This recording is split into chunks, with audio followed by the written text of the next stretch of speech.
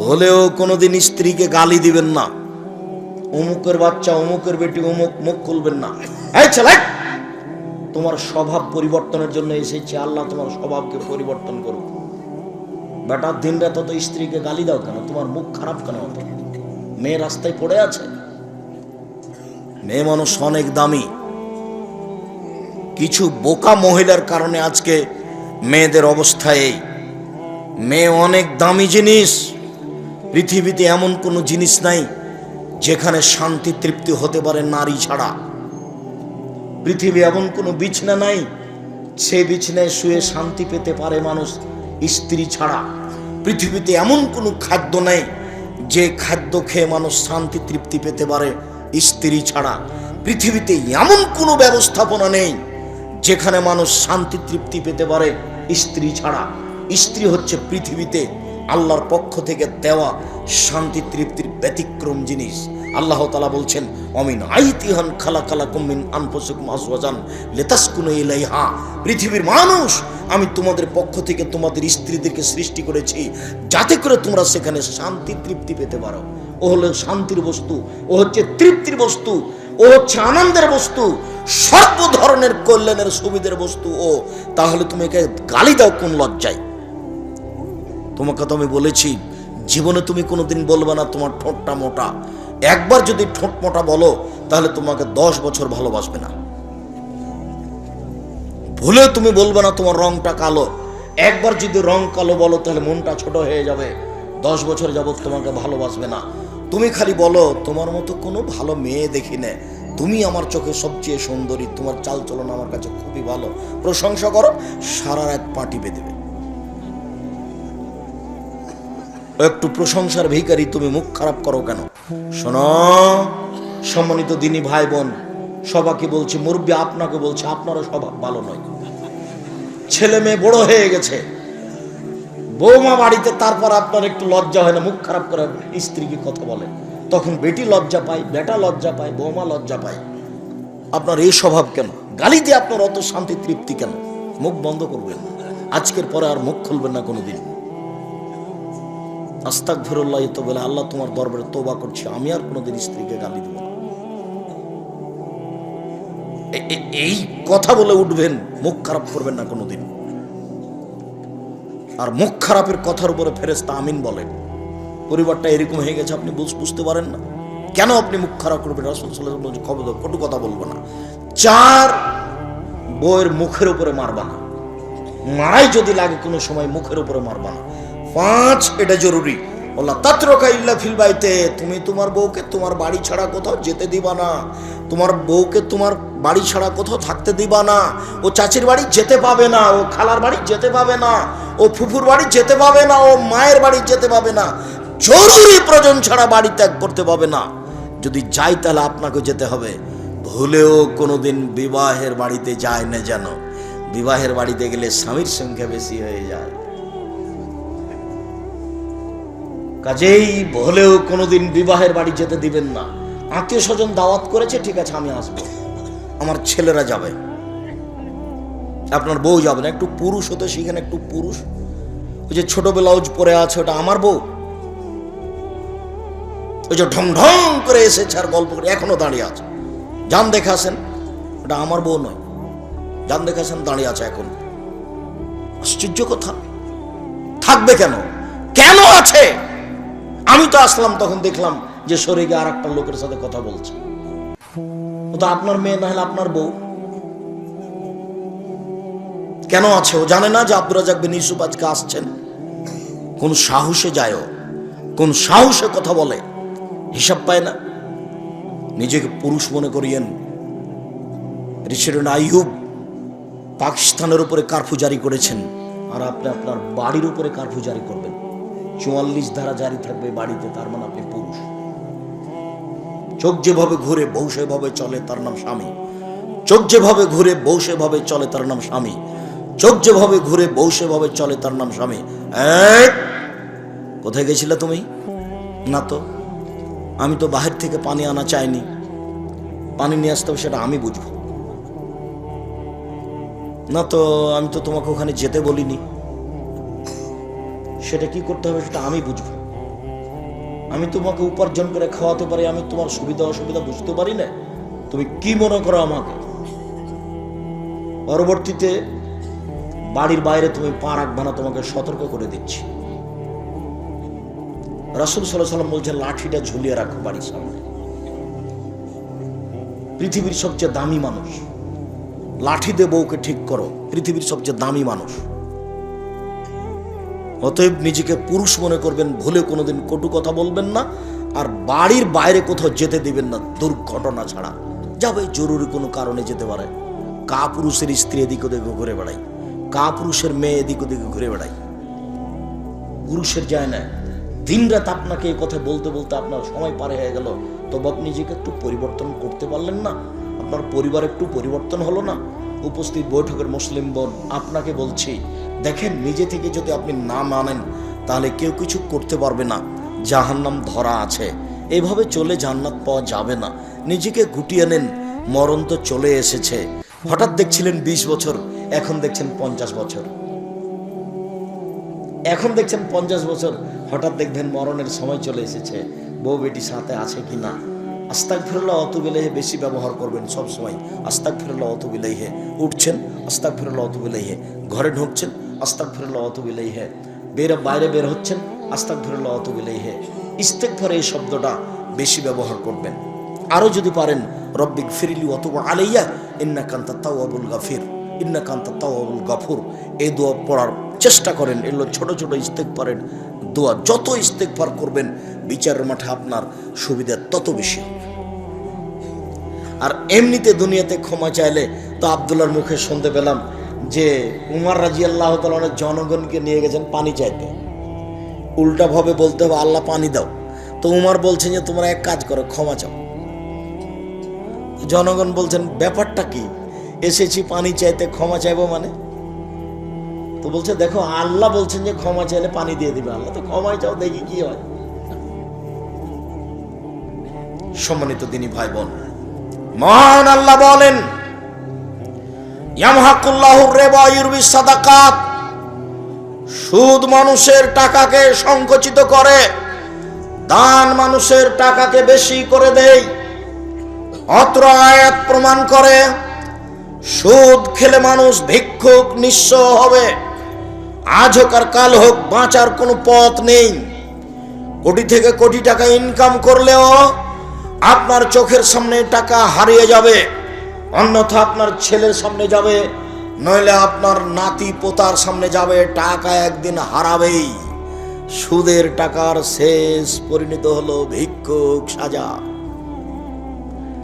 কিস্তি তুলে যারা বাড়ি বিক্রি করে তারা, দেখেন আপনার বাড়ির পাশে প্রমাণ আছে, আমি তার জাজল্য প্রমাণ।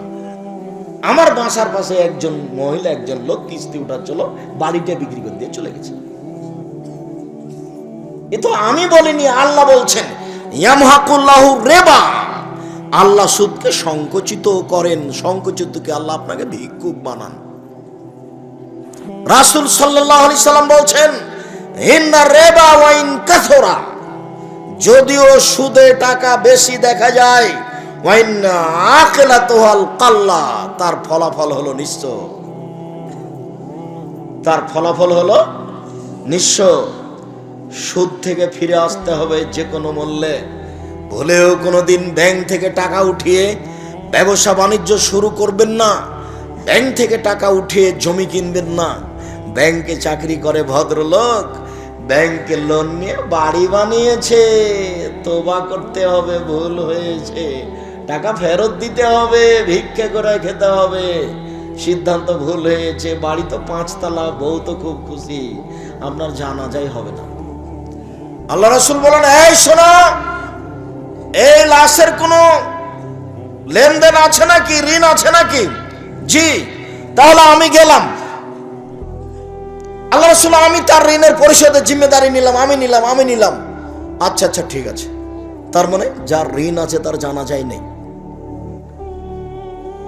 লাশকে সামনে রেখে চেয়ারম্যানের বক্তব্য চলবে, এই কথা ঠিক। লাশকে সামনে রেখে হুজুরের বক্তব্য চলবে না, এই কথা ঠিক। তবে লাশকে সামনে রেখে হুজুর বলবেন এর কোনো ঋণ আছে কি? ঋণ থাকে যদি শহীদ হয়ে গেলেও ক্ষমা হবে না। ঋণ থাকে যদি কোনো পথ তাকে ক্ষমা করতে পারবে না। তাই তো মুহাম্মদ সাল্লাল্লাহু আলাইহি সাল্লাম সালাম ফিরার পূর্বে প্রতিদিন বলতেন, সব সময় বলতেন, আল্লাহুম্মা ইন্নী আউযু বিকা মিন আযাবি জাহান্নাম ওয়া আউযু বিকা মিন আযাবিল কবর। আল্লাহ, আমি তোমার কাছে বাঁচতে চাই কবরের শাস্তি হতে, আমি তোমার কাছে বাঁচতে চাই জাহান্নামের শাস্তি হতে। আউযু বিকা মিন ফিতনাতিল মাসিহ দাজ্জাল, তোমার কাছে আমি বাঁচতে চাই দাজ্জালের ফিতনা হতে। আউযু বিকা মিন ফিতনাতিল মাহি ওয়াল মামাতে, আমি তোমার কাছে বাঁচতে চাই ইহকালের বিপদ, আমি তোমার কাছে বাঁচতে চাই পরকালের বিপদ হতে। ইহকালের বিপদ হতে, পরকালের বিপদ হতে, কবরের ফিতনা হতে, দুনিয়ার ফিতনা হতে। আউযু বিকা মিনাল মাসামি ওয়াল মাগরাম, তোমার কাছে বাঁচতে চাই আমি ঋণ কর্য হতে, তোমার কাছে বাঁচতে চাই আমি বড় পাপ হতে, তোমার কাছে বাঁচতে চাই আমি ঋণ কর্য হতে, তোমার কাছে বাঁচতে চাই আমি বড় পাপ হতে। দিন রাত তিনি ঋণ থেকে বাঁচতে চাইতেন। আল্লাহ আমার জন্য ঋণ না হয়, আল্লাহ আমার জন্য ঋণ না হয়। আপনার মাথায় কিভাবে বুদ্ধি আসলো, গোবর ঢুকলো যে আপনি ব্যাংক থেকে লোন নিয়ে বাড়ি করতে গেলেন, ব্যাংক থেকে লোন নিয়ে ব্যবসা করতে গেলেন? আমি তো তা কোনোদিন আব্দুর রাজ্জাক বিন এই সময় পরামর্শ দিইনি। আমি বলেছি চকলেট দিয়ে ব্যবসা শুরু করতে হবে, তাহলে ঋণ নেওয়া লাগবে না। চকলেটের পরে কি গো? কলা, তারপরে কাপড়, তারপরে আরো কিছু। কলা দিয়ে ব্যবসা শুরু করলে ঋণ নেওয়া লাগবে? চকলেট দিয়ে? তা আপনি কোটি টাকা দিয়ে হিরোইন কিনলেন কেন কলকাতায়, আর ঢাকায় বিক্রি করলেন? এ ব্যবসা চলবে না। সম্মানিত দিনী ভাই বোন, আল্লাহ তাআলা বলেন চিরদিনের জন্য সুদের চূড়ান্ত সিদ্ধান্ত, সুদের ব্যাপার আল্লাহর পক্ষ থেকে চূড়ান্ত ফায়সালা। যারা সুদ খাবে তাদের অর্থ কমে যাবে। রাসূল সাল্লাল্লাহু আলাইহি সাল্লাম বলেছেন, সুদ দেখতে বেশি লাগে বটে, সুদের পরিণাম হলো নিঃস্ব ভিক্ষুক হওয়া। মহান আল্লাহ বলেন, আল্লাহুল বায়আ ওয়া হারামার রিবা, আল্লাহ তাআলা ক্রয় বিক্রয়কে বৈধ করেন, সুদকে হারাম ঘোষণা করেন। জাবের রাদিয়াল্লাহু তাআলা আনহু বলেন, লানা রাসূলুল্লাহ সাল্লাল্লাহু আলাইহি ওয়াসাল্লাম আকালা রিবা। পৃথিবীর মানুষ শুনে রেখো, আল্লাহর নবী অভিশাপ করেন যারা সুদ খায় তাদের উপরে অভিশাপ, যারা সুদ দেয় তাদের উপরে অভিশাপ, যারা সুদের অঙ্ক কষে তাদের উপরে অভিশাপ, যারা সুদের উপরে সাক্ষী থাকে তাদের উপরে অভিশাপ। অকালাহুম সাওয়া, তিনি বলেন সবাই সমান। হলেও কোনোদিন আপনি মনে করবেন না ইসলামী ব্যাংকে চাকরি করা জায়েজ। এদেশে কোনো ইসলামী ব্যাংক হিসাবে রাসূলের পদ্ধতিতে কোনো ব্যাংকিং ব্যবস্থা নেই। সবারই সম্পর্ক আছে বাংলাদেশ ব্যাংকের সাথে। অতএব কে 100% নিখুঁতভাবে ব্যবসা করছে এই কথা বলতে পারে না। আরো অবাক কথা যে আমি 5 লক্ষ টাকা 10 লক্ষ টাকা রেখেছি ব্যাংকে, প্রতি মাসে আমাকে 1 লক্ষতে 1000 করে টাকা দেয়। ব্যবসা কি এত নিরাপদে হয়? ব্যবসা মানে হলো আমি সাপাহার বাজারে তরি তরকারি কিনলাম, ট্রাক ভর্তি করে নিয়ে গেলাম রাজশাহীতে বিক্রি করব বলে, রাস্তায় গাড়িটা অ্যাক্সিডেন্ট হলো, সবজি নষ্ট হয়ে গেল, তার নাম ব্যবসা। কিনেছিলাম 10,000-এ হলো 10,500, তার নাম ব্যবসা। কিনেছিলাম 20,000-এ হয়ে গেল 15,000, তার নাম ব্যবসা। আরে নিরাপদে প্রতি মাসে আমার জন্য 10 লক্ষতে 10,000, 10 লক্ষতে 10,000, 10 লক্ষ। ধর্ম পাগল হয়ে গেছে। धर्म राजशाही चांपाइनबाबगंज हवाई लड्डू, दोनों हाथ में लड्डू है, जो चाहे उसको खा ले, जो चाहे उसको छोड़ दे। ভুল হিসাব ব্যবসা তো নিরাপদ হতে পারে না। অতএব এই দেশের মাটিতে ব্যাংকিং ব্যবস্থায় চাকরি করে পয়সা উপার্জন বৈধ হবে এ কথা অসম্ভব। এদেশে এমন কোন এনজিও নেই যে এনজিওতে চাকরি করে সেই পয়সা দিয়ে চাউল কিনে ভাত খেয়ে ইবাদত কবুল হতে পারে। ভুল হিসাব। হুজুর যা বলেছেন তা ভুল বলেছেন। এদেশে যে সন্দেহযুক্ত ব্যবসা আছে সেই সন্দেহযুক্ত ব্যবসা ছেড়ে দিয়ে জীবিকা নির্বাহ করতে হবে। বেশি দিন বেঁচে বেশি পয়সা অবৈধভাবে উপার্জন করার চেষ্টা করিয়েন না, যেহেতু এক সময় যেতেই হবে। পৃথিবী ছেড়ে, কাজে এত কিছু হিসাব করা ঠিক হবে না। এই ছেলে, আচ্ছা তোমার আব্বার কথা বলি, তোমাকে বাদ দিলাম, তোমার বাপ বেশি কষ্ট পাবে তো সেই জন্য। তো এখন তো সব জমি কিয়ার হয়ে গেছে। চাঁপাইনবাবগঞ্জে দিয়াড়ের জমি তো কিয়ার ছিল না, তো ধান জমি মেপে ধান বোনা হতো, জমি মেপে ধান কাটা হতো। তো এখন তোমার বাপ ফাঁড়ি দিচ্ছে, ফাঁড়ি বুঝো ফাঁড়ি, তো সামনে একটা ধানের থোপ পড়েছে, এটা তোমার বাপ কোন দিকে করবে? তোমার বাপ কোন দিকে করেছে জিজ্ঞাসা করি, মানে জাহান্নাম চলে গেছে, তাহাজ্জুদ দিয়ে হবে না। বাপ একটা বুদ্ধি করো, আল্লাহ কিভাবে কি করেছে এখন তো হিসাব দিতে পারবো না। তো যাক 10,000 20,000 50,000 টাকা জামিয়া সালাফে বাইতুল হাম জামে মসজিদে দিয়ে দিলাম, আল্লাহ তুমি বাঁচাও। পথ সহজ একটা হতে পারে, নিরুপায় এই পথটা অবলম্বন করা যেতে পারে। 10 পয়সা ক্ষমা হওয়ার কোনো পথ নেই, আরেকজনের হক ক্ষমা হওয়ার কোনো পথ এভাবে নেই। তার কাছে ক্ষমা নিতে হবে, ধান ফেরত দিতে হবে, না হলে একটা পথ অবলম্বন করলে হতে পারে পথ আল্লাহ আলাম। সম্মানিত দিনী ভাই বোন, যত পথ আছে সুদের, সব পথ বন্ধ। আব্দুল্লাহ ইবনে হানজালা গাসিল রাদিয়াল্লাহু তাআলা আনহু বলেন, রাসূল সাল্লাল্লাহু আলাইহি সাল্লাম বলেছেন, দিরহাম রিবা ইয়াকুলু রাজুলু ইয়ালা সাদ বিন সিত্তাতু সালাসিনা জিনিয়া, কেউ যদি জেনে শুনে 1 টাকা সুদ খায়, 36 বার জেনা করে যত পাপ হবে, 1 টাকা সুদ খেলে তার চেয়ে বেশি পাপ হবে। সম্মানিত দিনী ভাই বোন, পাপের চেয়ে বড় আছে, তবে ভাষা এত কঠিন নেই। পাপের চেয়ে বড় আছে, তবে ভাষা এর চেয়ে কঠিন নেই। এই ছেলে, ওই যে তোমার পাশ থেকে, ওই যে আপনার পাশ থেকে লোকটা বা ছেলেটা উঠে চলে যাচ্ছে, আপনি নিষেধ করেন না? আমি তো বেশি ক্লান্ত, আমি তো এখান থেকে বের হয়ে লক্ষ্মীপুর যাব, নোয়াখালী প্রতিষ্ঠানে উঠব। আমি তো এসেছি সাতক্ষীরা থেকে এসে প্রতিষ্ঠানে থেকেছি, কাজ করেছি, তারপরে জোহরের পরে ফতোয়া বোর্ডে বসেছি। আপনাদের মাসিক আল ইতেসামের ফতোয়া বোর্ড হয় প্রতি মাসে। আপনাদের একটা অতীব গুরুত্বপূর্ণ পত্রিকা আছে, মাসিক আল ইতেসাম পত্রিকা। সম্মানিত দিনী ভাই বোন, সবকিছু হারিয়ে গেলে মাসিক আল ইতেসাম পত্রিকা হারায় না যেন। আমার জীবনে বড় স্বাদ, আমি এদেশের মাটিতে উন্নত মানের প্রতিষ্ঠান গড়ব। সেটাই জামিয়া সালাফিয়া ডাঙ্গিপাড়া পবা রাজশাহী, সেটাই জামিয়া সালাফিয়া রূপগঞ্জ নারায়ণগঞ্জ ঢাকা, সেটাই জামিয়া সালাফিয়া 6 মাইল বাবুগঞ্জ বরিশাল, সেটাই জামিয়া সালাফিয়া তেঘরা বিরল দিনাজপুর, আরও অন্যান্য ডিস্ট্রিক্টে ভাবছি। আমার মনে বড় স্বাদ, আমি এদেশের মাটিতে উন্নত মানের প্রতিষ্ঠান গড়ব ইনশাআল্লাহ। আমার কাছে টাকা পয়সা থাক আর না থাক, আমার কাছে টাকা নাই এ কথাও সত্য, এখানে প্রতিষ্ঠান গড়বে এ কথাও সত্য, ইনশাআল্লাহ গড়বে। জামিয়া সালাফিয়া ডাঙ্গিপাড়া পবা রাজশাহীর বাইতুল হাম জামে মসজিদে এখন পর্যন্ত খরচ হয়েছে প্রায় 10 কোটি টাকা। তা আমি তো 10 টাকারও মালিক নই। 90% জমির উপরে মসজিদ, প্রায় 20 বিঘে জমির উপরে এই প্রতিষ্ঠান। 1700 ছাত্র এখন বোর্ডিংয়ে খায়, 800 মেয়ে এখন বোর্ডিংয়ে খায় রাজশাহীতে।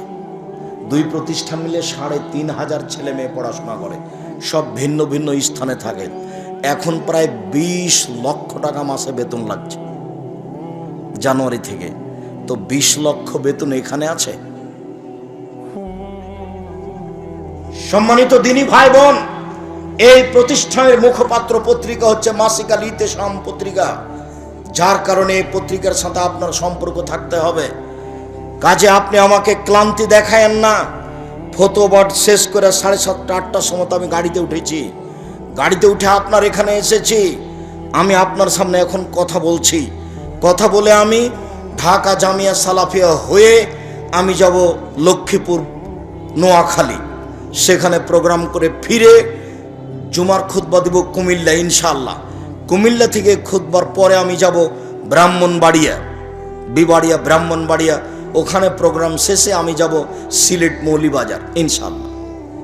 সিলেট মৌলিবাজার হয়ে বিমান হয়ে ঢাকা হয়ে সৈয়দপুর হয়ে দিনাজপুরে প্রোগ্রাম করে রাজশাহী ফিরবো, এই মর্মে বের হয়েছে। আপনি যদি বলেন আব্দুর রাজাক সাহেব আমি আপনার চেয়ে ক্লান্ত, তাহলে কি এটা চলবে? দয়া করে আমাকে কাজ দেখায় না কিছুক্ষণ, সম্মানিত দিনী ভাই বোন। আর আপোষে কোনো কথা বলবেন না, আপনাকে বলছি। আর এরপরে আপনি আপনার স্ত্রীকে বলে দিন যেন চিল্লাচিল্লি না করে, ঢং যেন না দেখায়, একবারে মুখ বন্ধ করে ছেলেকে কোলে নিবে, মুখ বন্ধ করে, মুখ খুলে যেন কিছু না বলে। আর ছেলেরা তোমরা খুব সোচ্চার হও। জেনা সবচেয়ে মহাপাপ, জেনা ঘৃণিত পাপ। যেগুলো বড় বড় পাপ রয়েছে তার সবচেয়ে ঘৃণিত পাপ হলো জেনা। জেনার পাপের ভাষা এত কঠিন নয়। সবচেয়ে ঘৃণিত পাপ হলো চুরি। চুরির পাপের ভাষা এত কঠিন নয়। ঘৃণিত পাপ হলো মিথ্যা সাক্ষী। নওগাঁ জেলে 20 বছর থেকে একটা লোক আছে, নিজেই জানে না আমি কেন জেলে। ও হলো 1 নম্বর আসামি। যেদিন মারামারি হয় সেদিন ও ছিল রংপুরে, আর সাক্ষীদাতা বলছে আমি নিজ চোখে মারতে দেখেছি। অথচ যাকে মারতে দেখেছি বলছো সেদিন ওই গ্রামে ছিল না। তাহলে কেমন সাক্ষী দিলে? এর না মিথ্যা সাক্ষী। মিথ্যা সাক্ষী দিবে যে সে জাহান্নামে যাবে। তবে ভাষা এত কঠিন নয়। পাপের জগতে সবচেয়ে বড় পাপ হলো শিরক, তবে ভাষা এত কঠিন নয়। পাপের জগতে দ্বিতীয় মহাপাপ হলো বাপ মায়ের অবাধ্য চলা, তবে ভাষা এত কঠিন নয়। অবাক ভাষা, অবাক হতে হয়। রাসূল সাল্লাল্লাহু আলাইহি ওয়াসাল্লাম বলছেন, কে যদি জেনে শুনে 1 টাকা সুদ খায়, 36 বার জেনা করে যত পাপ হবে, 1 টাকা সুদ খেলে তার চেয়ে বেশি পাপ হবে, তার নাম সুদ। রাসূল সাল্লাল্লাহু আলাইহি সাল্লাম বলেন, আর রিবা সাবুনা জুজান আয়েশা রাহিয়ান করজুল উম্মাহু, সুদের পাপের 17টি ভাগ রয়েছে। তার ছোট ভাগ হলো মার সাথে জেনা করলে যেমন পাপ হয়। ইন্না লিল্লাহি ওয়া ইন্না ইলাইহি রাজিউন। সুদের পাপ ছোট থেকে বড়, বড় থেকে ছোট। তার সবচেয়ে ছোট ভাগ হলো মার সাথে জেনা করলে যেমন পাপ হয়। বলেন তো কেমন ভাষা? এরকম ভাষা অন্য কোনো পাপের সাথে জড়িত নয়। এই হচ্ছে সুদের পাপ। আপনি আমার দিকে চেয়ে থাকবেন এক খেয়ালে।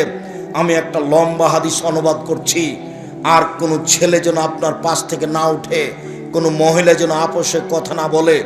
অল্পক্ষণে আমি কিছু অংশ অনুবাদ করে কিছু অংশ বলে শেষ করব। শুধু অনুবাদ করলে ঘন্টা যাবত লেগে যাবে। আমি এই সুদের অংশ দেখানোর জন্য একটা হাদিস অনুবাদ করছি। আপনি এক খেলা আমার দিকে চেয়ে থাকবেন। শামর ইবনে জুনদুব রাদিয়াল্লাহু তাআলা আনহু বলেন, রাসূল সাল্লাল্লাহু আলাইহি সাল্লাম ফজরের সালাত আদায় করে আমাদের মুখামুখি হয়ে জিজ্ঞাসা করতেন, হালরা মিনকুম আল্লাইলাতা রুয়া, সঙ্গী সাথে তোমরা কেউ স্বপ্নে কিছু দেখেছো? ফাইন রাহাদুন কাসাহা, কেউ যদি কোনো কিছু স্বপ্নে দেখতো তাহলে আল্লাহ রাসূলের সামনে বলে দিত। আল্লাহ রাসূল তখন তার তাবির করে দিতেন, তোমার স্বপ্নের ফল হলো এই, তোমার স্বপ্নের ফল হলো এই, তোমার স্বপ্নের ফল হলো এই। একদা ফজরের সালাতের পরে আল্লাহর নবী আমাদেরকে বলছেন, তোমরা কি গত রাত্রে কোনো স্বপ্নে কিছু দেখেছো? কুল্লান লা, আমরা বললাম জি না, আমরা স্বপ্নে কিছু দেখিনি। তখন আল্লাহ রাসূল নিজে বলছেন, শোনো, ইন্নী রাআইতু লাইলাতা রাজুলাইনি, আমি গত রাত্রে 2টা লোককে স্বপ্নে দেখলাম। ফা আতায়ানি, তারা 2 জন আমার কাছে আসলো। ফা খাজা বিয়াদাইয়া, তারা আমার 2 হাতকে ধরলো, ধরে বাইতুল মুকাদ্দাসের দিকে টেনে নিয়ে যেতে লাগলো। তারা আমার 2 হাত ধরে টেনে নিয়ে যাচ্ছে। যেতে যেতে আমি একটা লোকের পাশে চলে আসলাম। দেখি লোকটা বসে আছে, আর তার পাশে একটা লোক দাঁড়িয়ে আছে। তার হাতে আছে একটা লোহার লাঠি, বাঁকা লাঠি, ফেদ খোলো ফিসিদকে, বাঁকা লোহা লাঠি। তার লোহার লাঠি তার মুখের ডান দিকে ঢুকিয়ে দিচ্ছে, ঢুকিয়ে চিরে ফেড়ে পিছন দিকে নিয়ে যাচ্ছে। আবার লাঠিটা বের করে মুখের বাম দিকে লাগিয়ে দিচ্ছে, বাম দিককে চিরে ফেলে পিছন দিকে নিয়ে যাচ্ছে। আবার লাঠিটা বের করে ডান দিকে লাগাচ্ছে। লাঠিটা আনতে না আনতে দেখে ডান দিক ঠিক হয়ে গেছে। আবার চিরে ফেলছে, আবার বাম দিকে লাগাচ্ছে। বারবার এই দৃশ্য। আমি বললাম, মা হাজা, একই দৃশ্য? কালা, তারা 2 জন বললেন, ইনতালেক, চলতে থাকেন। ফান তালাক না, আমি কিছু না বলে আমরা চলতে থাকলাম। চলতে চলতে চলে আসলাম, দেখি একটা লোক চিত হয়ে শুয়ে আছে। শুয়ে আছে আর একটা লোক পাশে দাঁড়িয়ে আছে, তার হাতে একটা পাথর আছে। ইয়াসদাকু বিরাশাহু, এই পাথর দিয়ে মারছে তার মাথার উপরে। মাথায় লেগে মাথা একবারে ভেঙে চৌচির হয়ে যাচ্ছে, পাথরটা ছিটকে চলে যাচ্ছে। লোকটি পাথরটা আনতে যাচ্ছে, এইখানে আসতে না আসতে দেখে মাথাটা ঠিক হয়ে গেছে। ফাদার আসহ কামাকানা, মাথা যেমন ছিল তেমন হয়ে গেছে। যত বারে মারে দাদা দাহাল হাজারো, পাথরটা ছিটকে চলে যায়। ফান্তালাকে এলাই হেলে খোঁজাহু, ও আবার পাথর আনতে চাই, দেখে মাথা ঠিক হয়ে গেছে। দৃশ্য দেখে আমি বললাম মাহাজা, একই দৃশ্য। কালা তারা দুইজন বলেন ইনতালেক, চলতে থাকেন। ফান্তালাক না, কিছু না বলে চলতে থাকলাম। চলতে চলতে ফা আতাই না আল্লাহ নাকবিল মিসরি তান্নুরে, একটা গর্তের পাশে চলে আসলাম। দেখি গর্তটা চুলার মতো, তন্দুরি রুটি সিদ্ধ করার জন্য যে চুলা থাকে সেই চুলা। ফা আলা হুসাইকুন ওয়াসফালাও ওয়াসে, তার উপর হচ্ছে সংকীর্ণ, ভিতর হচ্ছে প্রশস্ত। উপর হচ্ছে সংকীর্ণ, ভিতর হচ্ছে প্রশস্ত। তাতাওয়াক্কাদু ফিহিন নার, তার ভিতরে আগুন ধাঁধা ধাঁধা ধাঁধা করে জ্বলছে। ফাইজা ইরতাফাত ইরতাফাউ, যখন আগুন জোরে জ্বলে উঠছে তখন ভিতরে যা আছে সব উপরে চলে যাচ্ছে, মনে হচ্ছে বের হয়ে পড়ে যাবে। ফাইজা খামেদাত রাজাউ ফিহা, আগুন যখন একটু কমে যাচ্ছে সব নিচের দিকে চলে যাচ্ছে। ফিহা রিজালুন নিসান, ওরা দেখি সেখানে নারী পুরুষ উলঙ্গ অবস্থায় জমা ধরে আছে। আর যখন আগুন জোরে জ্বলে উঠছে নারী পুরুষ একসাথে হয়ে উলঙ্গ অবস্থায় ধাঁধা ধাঁধা ধাঁধা করে উপরে চলে যাচ্ছে। আবার যখন আগুন কমে যাচ্ছে আবার নিচের দিকে চলে যাচ্ছে। আমি বললাম মা একই দৃশ্য, ছি ছি ছি ছি ছি ছি, জীবনের একই কথা। আরে একই কথা, পুরুষ নারী কেন উলঙ্গ হয়ে একসাথে জমা ধরে আছে, তারা কেন আগুনে এভাবে জ্বলছে, ঘটনা কি? তখন তারা দুইজন বললেন ইনতালেক, চলতে থাকেন। ফান্তালাক না, কিছু না বলে চলতে থাকলাম। চলতে চলতে দেখি একটা রক্তের নদী, নদীতে পানি নেই, শুধু রক্ত রক্ত। দেখি রক্তের নদীর পাশে একটা লোক রয়েছে আর ভিতরে একটা লোক আছে। বললাম আরাদা ফিফিয়ে, যতবার লোকটা রক্তের নদী থেকে উঠার চেষ্টা করছে ততবার তার মুখের উপরে পাথর মেরে তাকে রক্তের নদীর ভিতরে করে দিচ্ছে। দৃশ্য দেখে আমি বললাম মাহাজা জিবরাইল, একই দৃশ্য, ব্যাপারটা কি? লোকটাকে এইভাবে মেরে রক্তের নদীর মাঝামাঝিতে করা হচ্ছে কেন? নদীতে কেন পানি নাই, শুধু রক্ত রক্ত, ঘটনা কি? তারা দুইজন বললেন ইনতালেক, চলতে থাকেন। ফান্তালাক না, কিছু না বলে চলতে থাকলাম। ফা আতাইনা আলা রাউজাতিন খাজরা, চলে আসলাম একটা সবুজ বাগানে, বিশাল বাগান, ঝকঝকে টকটকে আছে সবুজ বাগান। ফিহা সাজারাতুন নাজিমা, দেখি তাতে একটা বিশাল বড় গাছ। অফিয়াসলি সাজারে সাইখন, দেখি গাছের পাশে একটা বৃদ্ধ মানুষ বসে আছেন। অমামু আওলাদুন নাসের, দেখি বৃদ্ধ মানুষের সামনে কতগুলি বাচ্চা ছেলে ছোটাছুটি দৌড়াদৌড়ি করছে। রাজুলুন কারিবুন মিনা সাজারে, গাছ থেকে একটা দূরে একটা লোক ইউকুদুন নারা, দেখি লোহার লাঠি নিয়ে আগুনকে উত্তেজিত করছে। ফাসায়দাবিয়া সাজারা, তারা দুজন আমাকে গাছের উপর দিকে নিয়ে চলে গেল। অতখানের দাঁড়ান নিগে একটা ঘরে ঢুকিয়ে দিল। মারাই তো হাসানা কাত্ত, আমার জীবনে এত সুন্দর টকটকে ঝকঝকে ঘর জীবনে কোনোদিন দেখিনি। সেই ঘরের ভিতরে দেখি যুবক যুবতী বৃদ্ধ ছেলে মেয়ে সব ভর্তি। ফাখরা জানি মিনহা, তারা দুজন আমাকে সে ঘর থেকে বের করে নিল, আরো উপরে নিয়ে চলে গেল, আরো উপরে নিয়ে গিয়ে একটা ঘরে ঢুকিয়ে দিল। হে হাসান আফজাল মিনহা, আরে পরের ঘরটা আগের ঘরের চেয়ে অনেক অনেক অনেক উত্তম, অনেক সুন্দর। কি আর আমি বিবরণ দিই? আমি দেখি সেখানে যুবক আর বৃদ্ধ মানুষ আছে, মহিলা নেই, ছেলে মেয়ে নেই, এটা দেখতে পাই না, শুধু দেখলাম যুবক আর বৃদ্ধ মানুষ। আমি তাদের দুজনকে বললাম আখবিরিন আমার আইতো, শোনো আমি যা কিছু দেখেছি আমাকে বলে দাও, আমি এগুলো কি দেখলাম, কালা নাম। তারা দুজন বলল জি হ্যাঁ, আপনাকে সব বলে দিচ্ছি। এবার আপনি আরো সতর্কতার সাথে এক খেলে চেয়ে থাকবেন। এই ছেলে, কারো গায়ে হাত রাখো না, রেডি হও। তোমাকে আমি বিরক্ত করতে আসিনি, তোমার বিরক্তির আগে আমরা আলোচনা শেষ করব। যেহেতু এখন সব দৃশ্যগুলি যেগুলো তিনি দেখলেন তার বিবরণ দেওয়া হবে। এক খেয়ালে চেয়ে তখন হাদিস বুখারী, সন্দেহের কিছু নেই। ওই যে আপনি দেখলেন যার মুখের পাশ দিয়ে লোহার লাঠি, বাঁকা লাঠি ঢুকিয়ে মুখ চিরে ফেলা হচ্ছে, রাজুলুন কাযযাব, ও হলো মিথ্যুক, মিথ্যে কথা বলতো। আজকে দোকানে বসে কটা মিথ্যে কথা বলেছেন? এই ছেলে, তুমি তো খুব ছোটাছুটি করো, মিছিল বের করো, তোমার মাথায় কিছু আছে? তোমাকেও খেতে দিবে? মানুষের বাড়িতে কাজ করে খাও, মানুষের পিছনে পড়িও না। পৃথিবী অনেক বড়, দেখো মিথ্যে কথা ত্যাগ করো, বাকি আর কোনোদিন মুখ দিয়ে মিথ্যা কথা বলবো না। এ দেখো আল্লাহ রসুল বলছেন এইভাবে তার মুখ চিরে ফেলা হবে বিচারের দিন পর্যন্ত, বারবার মুখকে চিরে ফেলা হবে ওর যে মিথ্যা কথা বলে। তারপর ওই যে দেখলেন